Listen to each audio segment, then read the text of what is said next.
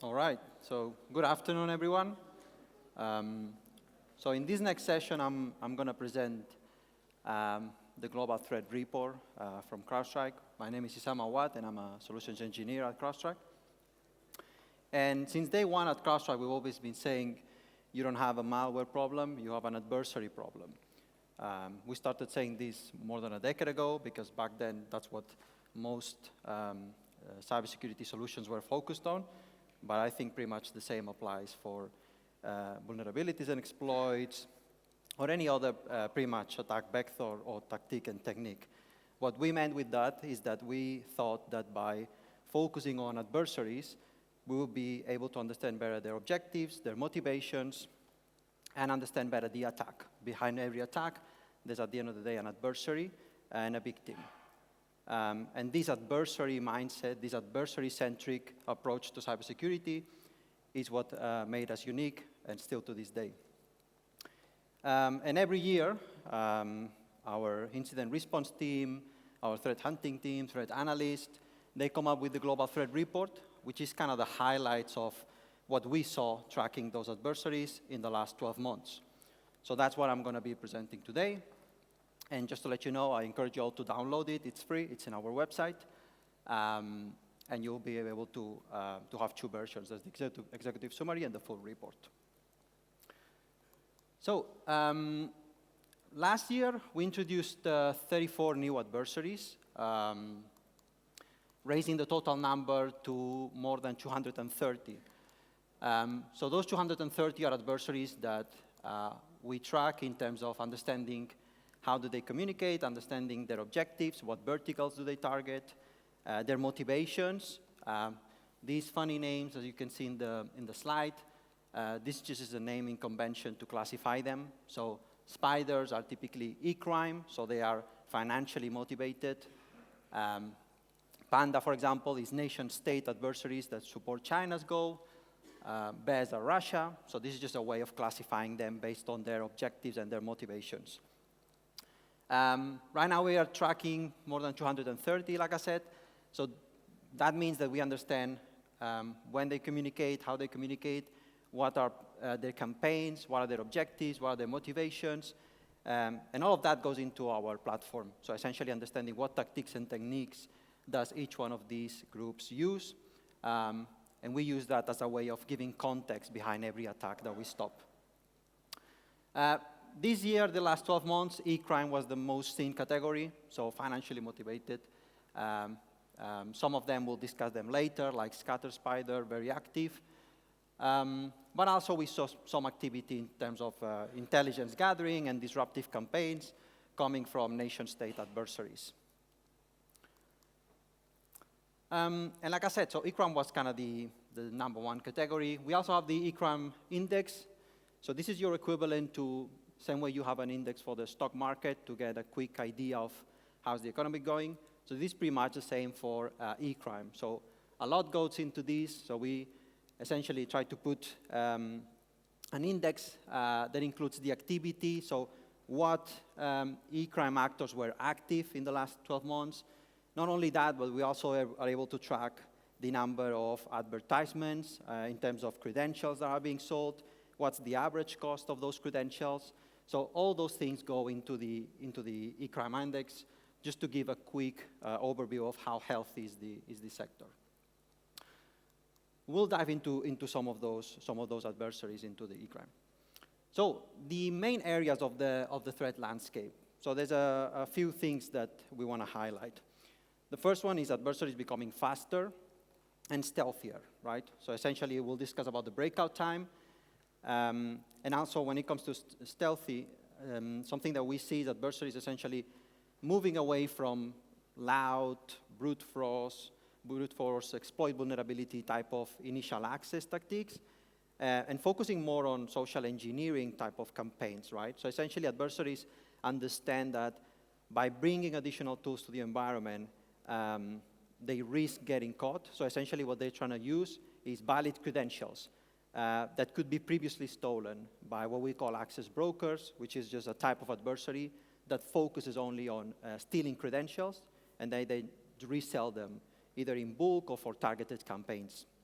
So that's also part of what we'll discuss. Adversaries becoming cloud conscious, so not only focusing on identity-based techniques and social engineering, but also becoming more cloud aware. And what we mean by cloud conscious is that not only they target those cloud environments, but also they leverage them as part of the attack. And we'll dive into a few examples. And lastly, historically, something that we've seen is that adversaries, if we go more than a decade ago, were primarily focused on encrypting in terms of causing an impact, encrypting those environments. And that's what they use essentially in order to do that extortion afterwards. Then we saw what we call double extortion, which was adversaries started encrypting, but also exfiltrating data as part of that extortion. And something that we see now, kind of in the last 12 months, is a trend of adversaries, especially in e-crime, completely focused on data theft extortion, because they understand that that's kind of the main driver for some of these companies in order to pay that ransom. So this is a little bit about the highlights of the threat landscape. And if we dive into each one of them, so I mentioned adversaries becoming faster. So every year we track the breakout time. So the breakout time is essentially the time it takes an adversary on average, based on all the attacks that we saw, after they break into an organization to move laterally to a second host within that victim's environment.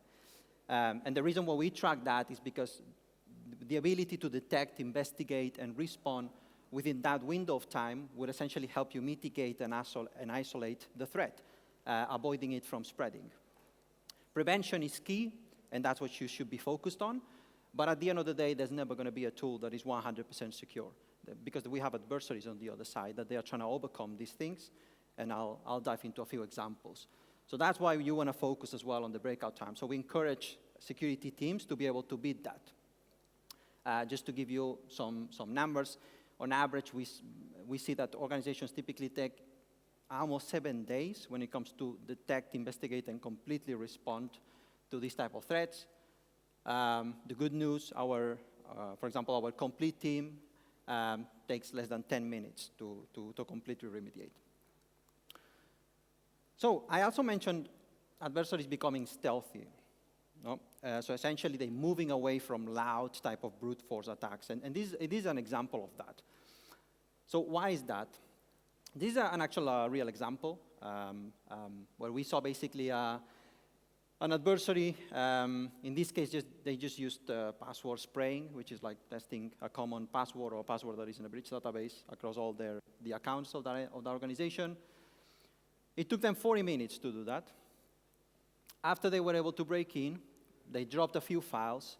This particular customer had the quarantine on write policy off, which means the ability to detect when something gets written into the machine, not necessarily executed. The moment they tried to execute one of these files that they dropped, that was stopped, that was prevented from happening. Eventually, we saw the adversary trying to check what solution was deployed there, and then they just moved away from the attack. But what's interesting of this attack is the difference between breaking in and eventually moving. Once they break in, how fast they are able to move into the organization. And that's primarily the reason why we see adversaries moving away from this type of attacks. So essentially what we see them doing is just leveraging a valid credential, a credential previously stolen, like I said, maybe by access brokers, which are focused on that, through phishing campaigns, and then leveraging those credentials, plus some sort of MFA bypass, and I'll explain a few cases, in order to gain access to the organization. And with that, there's no such endpoint protection solution that can stop that. So that's why it's important to focus on identities, on behaviors. Another trend, and this has been going for many years already, is the malware-free or fileless attacks. So what that means is essentially we no longer see adversaries using malware or external tools as part of the attack. Essentially what they use is they leverage those tools that are already available as part of the operating system. So essentially behaving as an administrator. There's a lot of examples for that. Maybe they can create an account. We see that constantly once they break in. In a Windows machine, they could use PowerShell, the registry to establish some persistence. So essentially, they understand that by bringing external tools, external files, they risk to be caught. And another area that they are trying to improve in terms of being stealthier is essentially malware-free attacks, where essentially they just use what we call living off the lands, which is I log in, whatever I have in there, that's what I'm going to use. So this is also another trend on the rise. So in terms of main themes, and I discussed this previously about identity, so what are some of the things that they're doing in order to be more stealthy and to essentially leverage identities, valid identities, right? So we see them especially targeting API keys and secrets, and essentially it makes sense from an adversary perspective because those are things typically that we don't tend to change much. So essentially they know that if get access to that, they most likely will get access indefinite to an application. We see them also trying to steal session cookies and tokens throughout the authentication process, as well as OTP passwords. These two examples, by the way, Cozy Bear, Scatter Spider, Cozy Bear, Russian type of adversary, nation state, Scatter Spider, e-crime. These guys are probably the most prolific adversaries right now. They target every single vertical, and they tend to be quite successful. These guys, something that they did, for example, this last year, is they leveraged a previous intrusion to a telecom provider. I think I can say their name now. It was T-Mobile, because now it's public. They leveraged that access to essentially do what we call SIM swapping, which is for specific accounts that they were targeting through their phishing campaigns. Because they used that access to the T-Mobile corporate network, they were able to divert some of those phone lines to the SIM cards they have control of. And the goal of that was to essentially, for any account that I'm able to target through a phishing attack, I can then receive the OTP password because now I have their phone line. So that was one way they were using in order to bypass MFA. Something that we see them a lot as well is engaging with help desk. So essentially they would target some type of organization, whoever falls victim for that phishing attack, they would just call and persuade help desk for an MFA reset, for example. So these are things, tactics, again, social engineering that they are using for the initial access part. So this is kind of the trend that we see. Cozy Bear, same way, in this case it's nation state, but they also use a lot of these social engineering attacks. So one thing they typically do, these guys, is they target those Entra ID and Okta type of accounts. Once they gain access, typically maybe through a phishing attack, something they're going to do is log in and try to link a new device to their account, or enable passwordless sign-in, or simply adding a second factor that they have control of. So essentially, again, it's just ways of acting as a valid user of the organization and finding ways to bypass any sort of MFA.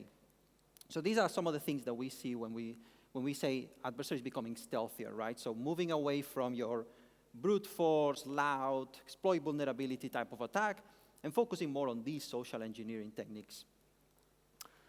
Because again, like we saw before, most of the attack, most of the time that they spent on the attack was primarily focused on initial access. So if I'm able to reduce that time as an adversary, I'm able to reduce drastically the time to perform the whole attack. So that's kind of the main goal. Also, what we call Kerberos-sting attacks. This has to do a lot with the misconfigurations of the identity directory service. So essentially, being able to, in this case, get an encrypted credential, a hash, do a misconfiguration, and then they try to crack it offline. These are just techniques, again, to avoid getting caught. Adversaries becoming more cloud-aware, cloud-conscious, right? So what does that mean? So this has different use cases, right? So on one hand, we see them purely targeting cloud environments, right? So targeting, this is your Azure, your AWS, your GCP, whatever workloads you have in there, targeting your identity directory services in the cloud. So that's part of what we call your runtime threat. An example linked with the previous slide, something that they try to do is once they get access to an Okta tenant or an Entra ID tenant, sometimes they try to federate a domain that they have control of to the victim's domain. So that's another way to create some sort of persistence. Also think how quickly, if you get access to a cloud account, how quickly you can spin up an ephemeral workload, a container, use it to perform the attack, and then delete it, and there's no proofs of that. So these are things that they are doing. But also taking advantage of any sort of misconfiguration, right? So if they can harvest some credentials, some secrets that are embedded in an image that are available, use any sort of misconfiguration from any of the cloud services that you have deployed in there. So anything, essentially, that they can use throughout the attack.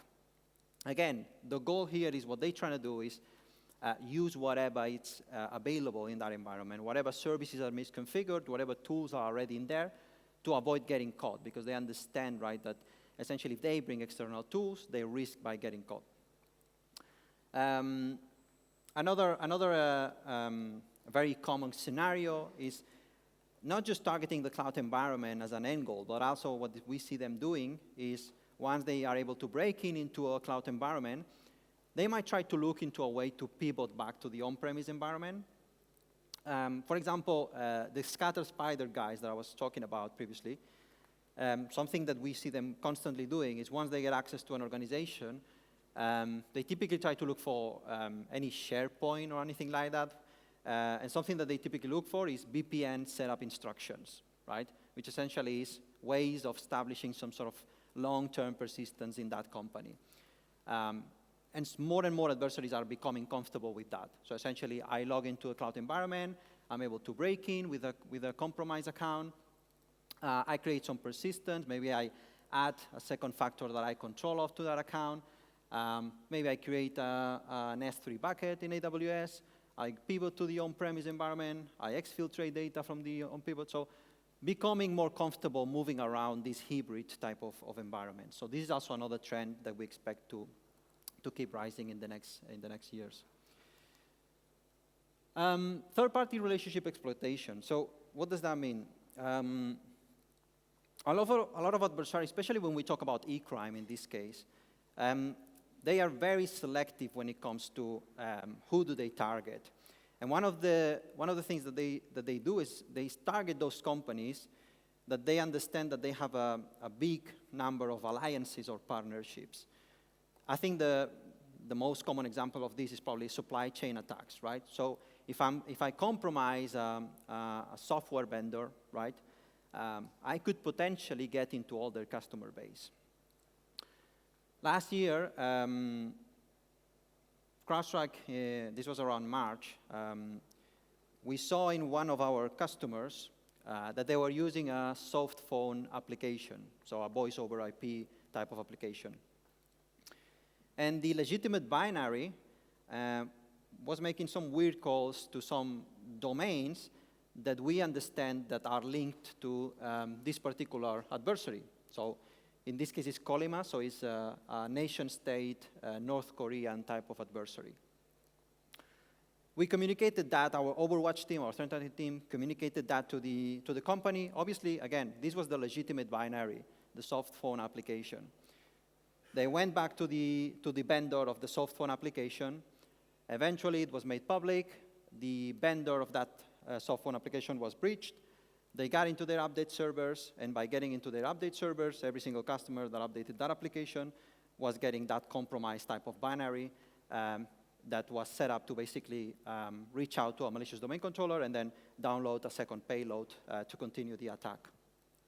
So this is an example of what we say exploit those relationships. So what type of companies, by getting into those companies, I can get automatically into a large number of companies because there's some sort of alliances between them. Vulnerabilities.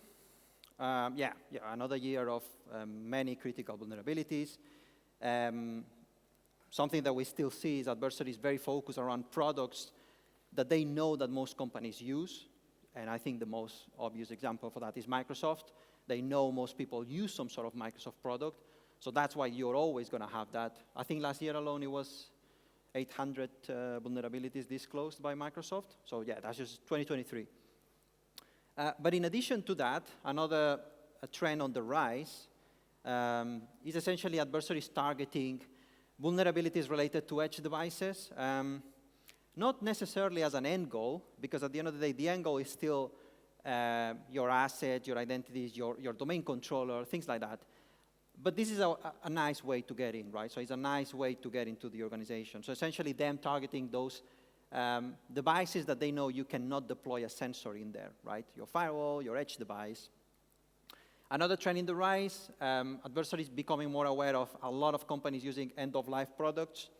I think this happens a lot, for example, in the financial sector, where a lot of the applications they use are from the 90s. So adversaries know these type of things. They know what sort of organizations are still going to use some legacy operating systems. So that's another thing on the rise. Threats on the horizon. There are many things that we kind of predict on 2024 and 2025 onwards. But the one I wanted to highlight is because it's everywhere, it's the use of generative AI, right? So the whole ChatGPT and all these sort of things. So adversaries also are using this type of tools, right? For a couple of reasons, right? First of all, to be more efficient. That's extremely helpful when you're doing a social engineering campaign. But also to essentially develop anything that they might use. So develop any script, for example, that they want to use. These two examples here, for example, Indrik Spider, so this is an e-crime as well, threat actor. These guys, in one particular instance, this was from our incident response team, so a company that is not a customer of our platform, but they were breached, they came to the incident response, and something that our team saw is that they got access through the Azure portal, so this was an Azure customer that had an environment there, a cloud environment, and once they got into the Azure portal, they took their time to essentially reach out to ChatGPT through a workload in that Azure environment, and after a few minutes, we saw them using a script to essentially harvest credentials from an Azure key vault. So most likely, these guys literally, once they break in, they went to ChatGPT to develop that sort of script. So this is an adversary using, in real time, those type of generative AI tools to their own advantage. So the idea here is that we expect that to kind of lower the entry barrier to sophisticated attacks. So that's essentially what these sort of tools is also going to do. It's kind of lower the barrier for people that are less skilled to essentially get into e-crime, for example. Scatter Spider as well, I talked a lot about these guys. A lot of the scripts and things that these guys use, when we look into the large language model that they use, into the output, is like very similar to the one that ChatGPT uses. So again, these are just two examples, but we expect that more and more adversaries start going to leverage those things during the attacks. So this is a little bit about the main highlights of the Global Threat Report. Again, I encourage you all to download the full report. You also have an executive summary. So what are some of the next steps that we kind of recommend, right, that we encourage you all to do? The first one, so is identity protection, right? And what I mean with identity protection is several things. You want to have visibility and control of any potential misconfiguration. So what accounts do I have? Are they overprivileged? What is a potential attack path that an adversary might take once they gain access to every single account in order to elevate privileges? Because that's the first thing they're going to do, target overprivileged accounts. Again, going back to the social engineering attacks, how do you stop that? So essentially, it's a valid credential that they previously stole, and they are using that as any other user. So how do you stop that? So what we encourage everyone to do is to be able to monitor behaviors for every single entity, whether it's a user account or a service account. So monitor their behavior. So understand when are these accounts being used to log into what sort of the devices, workstations, what sort of services do they request access to once they log in. So by understanding those behaviors, that's how you create a baseline of behavior from an entity. And in case something abnormal, some sort of abnormal type of login happens, you are able to create some sort of conditional access, right?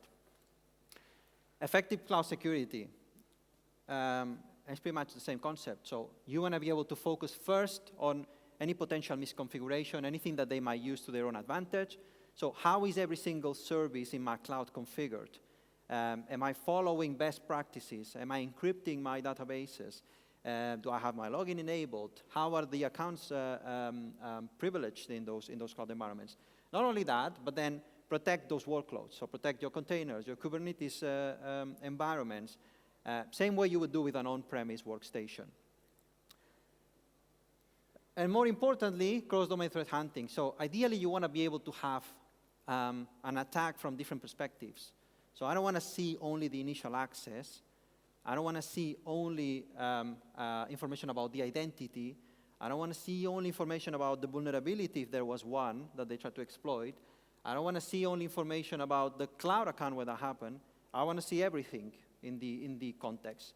And that's what you should be focused on. So understanding every single angle from the same pane of glass. So understanding the whole attack life cycle, the whole attack chain. So what was the initial access? Is there an adversary that we can link to this particular attack? What user was part of the attack? What endpoint? So this is the type of context that, that we aim for. And then speed. So like I mentioned, right? So adversaries becoming faster. So you need to be able to do all of that, but you need to be able to do all of that, beating the adversary. So essentially in less than 62 minutes, as we saw. And by the way, that was an average. The fastest was like 2 minutes something. So that's a little bit about the Global Threat Report. I want to also introduce you a little bit about CrowdStrike, if you don't know about it. The goal of the presentation was more to illustrate everything that we saw last year. But I also would like to introduce some of the things that we do. So how do we solve this problem at CrowdStrike? And the first thing, and I really like this slide, is what's our approach, right? Why are we different? Essentially, for me, there's one key in this whole slide, which is the people in the middle. So in CrowdStrike, we obviously protect, in terms of customer base, we're one of the biggest in the world. We have 2 trillion of events every day in our cloud that we're collecting from every organization that we secure. This is information coming from all points, from the endpoints that we protect, from the users, from the accounts that we protect, from the identities, from the cloud environments we protect, from the vulnerability that we detect. So all that information goes into the cloud, and that's what is feeding into our machine learning, into our AI. But what makes us different is this part in the middle. So since day one, more than a decade ago, we started doing these things. We started doing incident response. So companies that were being breached, they would come to us. We started by doing threat hunting, so understanding adversaries. Again, because we believe that if you focus on who is behind the threat, you will be able to understand everything else. If I understand who is behind, I understand their objectives, their motivations, and every single tactic and techniques they use is just going to make sense. And that's what we use to innovate into the platform. So all this group of people is what kind of makes us different. And these guys is what makes sense to all this data that we're collecting, all these trillions of events that we collect daily. Our approach is pretty simple. Single agent deployed in pretty much anything. So just to give you an example, our agent, if you deploy it in a domain controller, is going to give you it's going to protect that domain controller, that server, from any attack. It's going to prevent any single breach. But more importantly, that same sensor is going to give you an identity assessment based on how your Active Directory is configured. That same sensor can also give you conditional access. So you can configure your MFA provider so that whenever we see an abnormal authentication event, this sensor is what's triggering the MFA to the owner of the account. That same sensor is also giving you vulnerability management on that asset. So essentially, we're collecting data once, and we are reusing it to do all these sort of things, to protect the asset, to give you an identity assessment. Again, it's the same sensor. You deploy it in a cloud workload. It's going to give you all those things, but now focused on the cloud environment. So understanding any misconfiguration related to that EC2 instance, or to that container, or to that Kubernetes environment, as well as protecting against runtime threats for that container. So the goal is to be single agent, lightweight, collect data once, and reuse it to provide you all those angles that I mentioned before. And then we have a whole lot of services that essentially, like I said, those go, it doesn't matter if you get our incident response or not. If you are a CrowdStrike customer, you're benefiting from that, because those guys are the ones that are improving the platform. by facing adversaries, by stopping breaches. So again, you're not only preventing, but you're also, the way in which you're staying ahead of threats is by leveraging all those groups of specialists, of threat hunters, data analysts, threat analysts, incident responders that are every day tracking more than 230 adversaries right now. And with that, I hope you find it useful. And hey, if you want to know more about CrowdStrike, just reach out to us and come talk to us. Thank you.